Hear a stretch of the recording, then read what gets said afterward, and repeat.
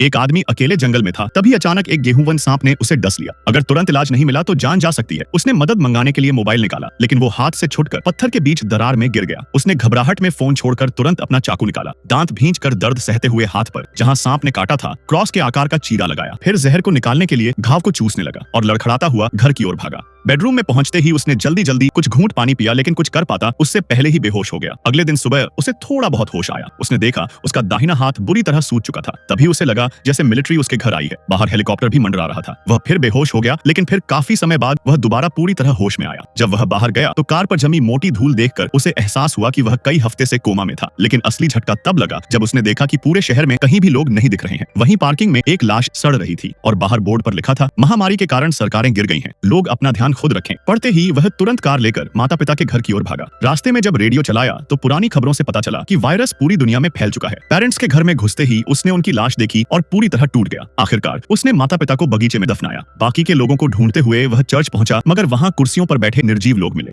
जब शहर से बाहर निकलने वाले पुल पर पहुंचा तो देखा चारों तरफ लाशें थीं और गेट बंद था। दृश्य देखकर वह हताश हो गया। आखिरकार थककर वह शहर में वापस आया और शहर के सबसे महंगे कसीनो में रुका। उसने सोचा जब दुनिया में कोई है ही नहीं तो नंगा होकर बार में शराब पीने लगा। लेकिन तभी एक महिला और पुरुष उसके सामने आए। वे अभी तक वायरस से बचे हुए थे। उन्होंने बताया कि वे आधा अमेरिका घूम चुके हैं, लेकिन अब तक उन्हें कोई जिंदा नहीं मिला। आदमी सहम गया। उसे लगा कि दो पुरुष और एक महिला का साथ रहना ठीक नहीं, तो वह वहां से चला गया। रास्ते में जाते हुए उसे आत्महत्या जैसा ख्याल आया, लेकिन अचानक सड़क पर एक कुत्ता उसकी गाड़ी के सामने आ गया। उसने जैसे तैसे उसे बचा लिया। अब कुत्ते के रूप में उसे एक साथी मिल गया। जल्द ही एक साल गुजर गया। एक दिन कुत्ते के भौंकने पर उसने दूर जंगल में से देखा कि किसी ने आग जलाई थी जिससे धुआं उठ रहा था।